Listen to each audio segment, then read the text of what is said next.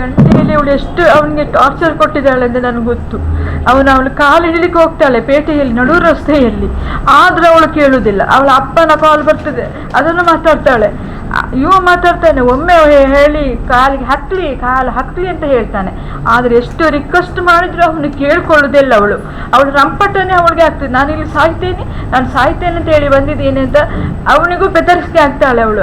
ಅಲ್ಲಿಂದ ಸಹ ನನ್ನನ್ನು ಅರ್ಧದಲ್ಲೇ ಬಿಟ್ಟು ಅವನನ್ನು ಕರ್ಕೊಂಡು ಹೋಗಿದ್ದಾಳೆ ಬೆಳ್ತಂಗಡಿಯಲ್ಲಿ. ನಾನು ರಾತ್ರಿ ಅದು ಸಹ ಅವನಿಗೆ ಅದು ತುಂಬ ಬೇಜಾರು. ಹೇಳಿದ ನನ್ನ ಮರ್ಯಾದೆ ತೆಗ್ದಿಯಲ್ಲ, ಇಲ್ಲಿ ನನ್ನ ಅಮ್ಮನನ್ನು ಅರ್ಧದಲ್ಲಿ ಬಿಟ್ಟು ಹೋಗ್ತೀಯಲ್ಲ ನೀನು ಹೇಳ್ತಾನೆ ಅವಳಲ್ಲಿ.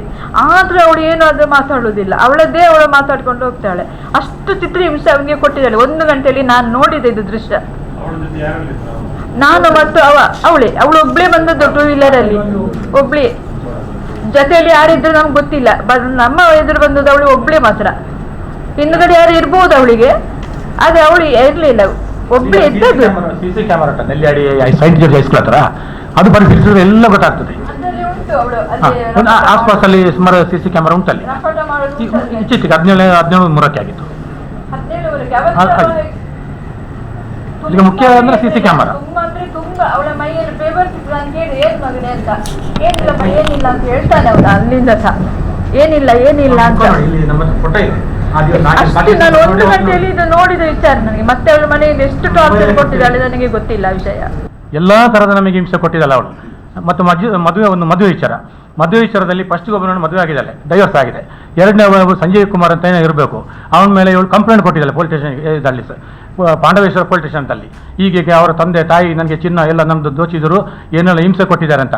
ಅದು ಕೋರ್ಟ್ ನಡೀತಾ ಇತ್ತು. ಮೊನ್ನೆ ಜನವರಿ 14/1/26 ಜಡ್ಜ್ಮೆಂಟ್ ಆಗಿದೆ ಅದು. ಆದರೆ ಡೈವರ್ಸ್ ಆಗಿಲ್ಲ ಇನ್ನು ಅದರಲ್ಲಿ. ಮತ್ತೆ ಇವರು ಈಗ ಬಂದಿದ್ದಾರೆ, ಅವರು ಕಡೆಯವರು ಯಾರು ಸೌಮ್ಯದಿಂದ ನೊಂದವರು ಇವರು. ಇನ್ನು ಸುಮಾರು ಜನರಿಗೆ ಇವರಿಗೆ ತೊಂದರೆ ಆಗಿದೆ. ನಮ್ಮಂತೂ ಒಂದು ಜೀವ ಹೋಗಿದೆ, ಅದಕ್ಕೆ ಹೋದ ಜೀವ ಮತ್ತೆ ಮರಳಿ ಬರುವುದೇ ಇಲ್ಲ ಯಾವುದೇ ಕಾರಣಕ್ಕೂ.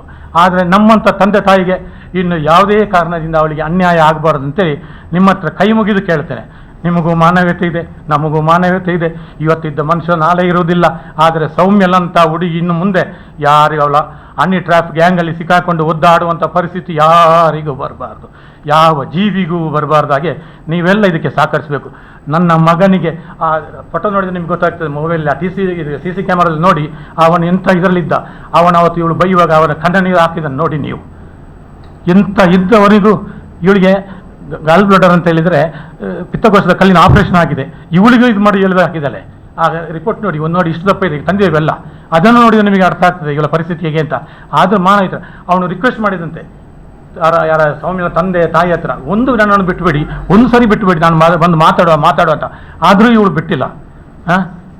ನೀವೇ ಎಲ್ಲರೂ ಇಷ್ಟು ಜನ ಸೇರಿದಾರಲ್ಲ, ನೀವೇ ಇದಕ್ಕೆ ಉತ್ತರ ಕೊಡಿ.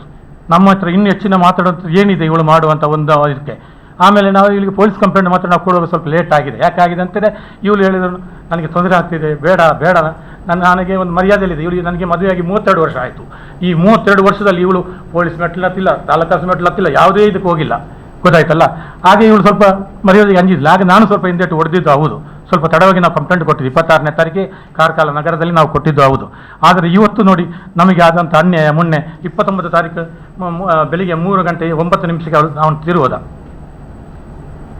ಇದು ಚಿಂತಾಜನಕ ಪರಿಸ್ಥಿತಿ. ಅವಳು ಸರಿಯಾಗಿ ಬಂದಿಲ್ಲ. ಆಮೇಲೆ ಇನ್ನೊಂದು ದೊಡ್ಡ ವಿಶೇಷ ಏನಂತ ಹೇಳಿದರೆ, ಇವನ ಮೊಬೈಲನ್ನು ಅವಳೇ ಇಟ್ಕೊಂಡಿದ್ದಾರೆ. ಎಲ್ಲ ಹೆಂಗಸರಿಗೆ ಎಲ್ಲ ಅವರಿಗೆ ಇವ್ರಿಗೆ ಏನೆಲ್ಲ ಮೆಸೇಜ್ ಮಾಡ್ತಿದ್ದಾಳೆ. ಇವು ಪೊಲೀಸ್ನವರು ಅದನ್ನು ಇದು ಮಾಡಿಲ್ಲ, ಇವಳು ಕೊಟ್ಟಿಲ್ಲ, ಏನು ಮಾಡಿಲ್ಲ. ನಮಗೆ ಹೇಗೆ ತೊಗೊಳಕ್ಕಾಗ್ತದಾ?